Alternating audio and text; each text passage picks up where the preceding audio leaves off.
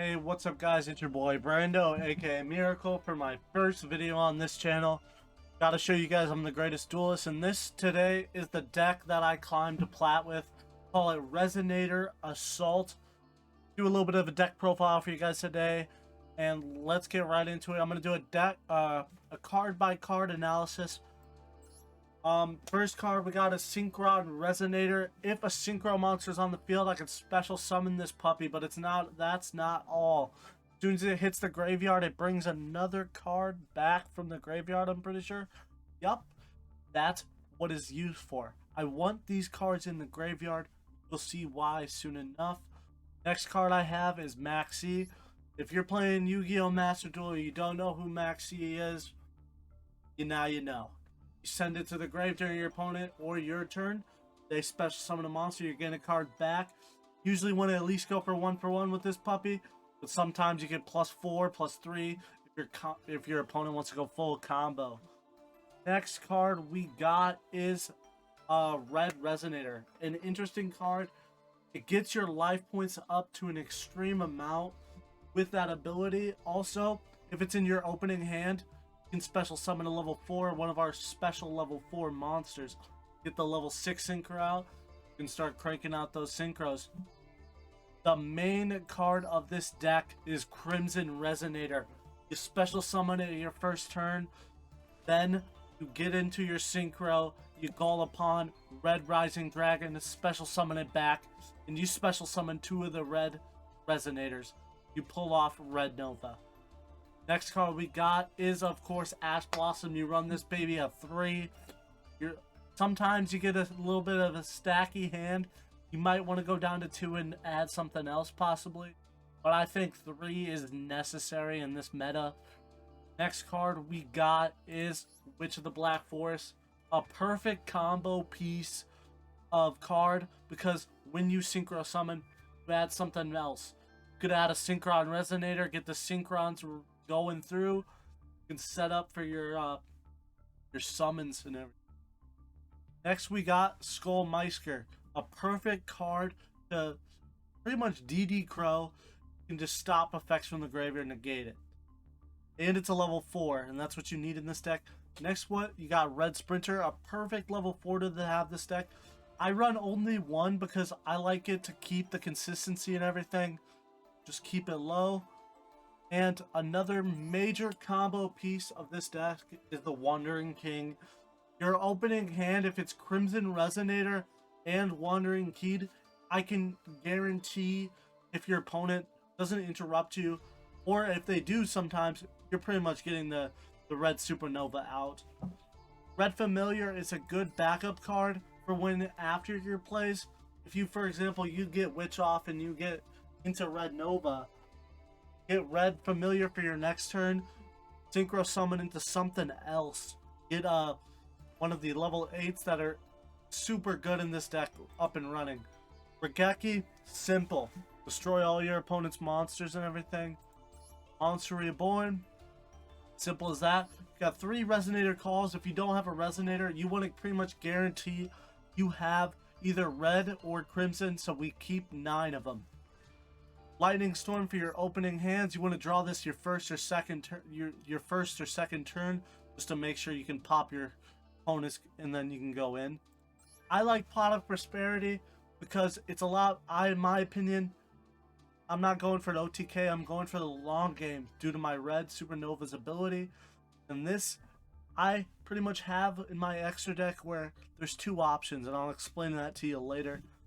I feel like 2 Called by the Grave is too much, so I run 1. And that's why I also run the Crossout Designator, just so you can have both of those puppies. They can do their job. This is a good hand trap or trap card. Keep 2 of them in there because I prefer this over Effect Veiler. And another good trap card. This is the best card you want to have on the field when you have Supernova on the field, because you can banish your opponent's back row and everything twice. Not back row, but you know what I mean. Solemn Judgment, just 1 of them, just in case you want to negate your opponent's. Now we're getting into the extra deck. We got Coral Dragon, a level 6 tuner synchro. I keep him in there just in case for the Crystron. 3 Red Rising Dragon, the main card of this deck.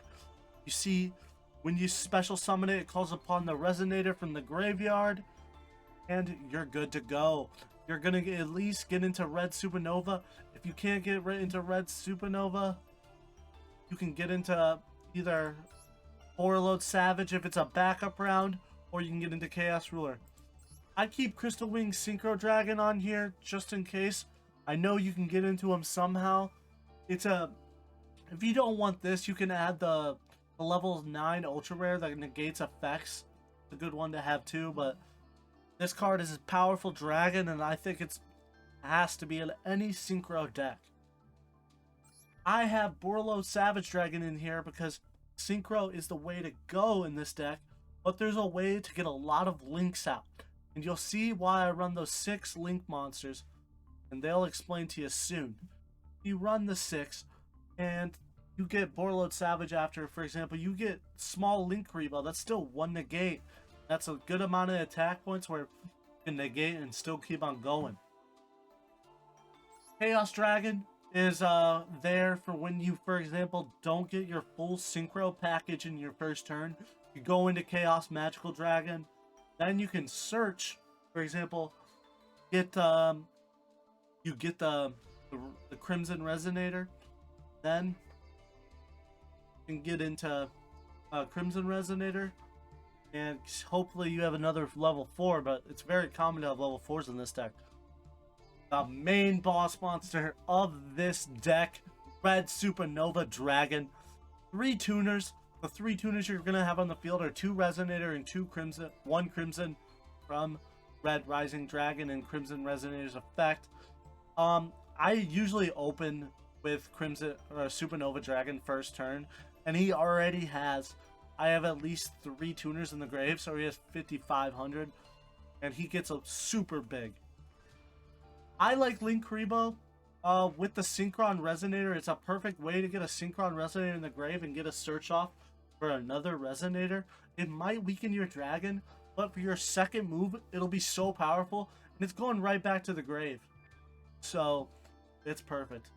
Crystron calls upon your Synchron Resonators. Get those in the grave so you can use Red Rising Dragon's second effect, which we didn't even talk about. 2 level 1 monsters instantly summoned.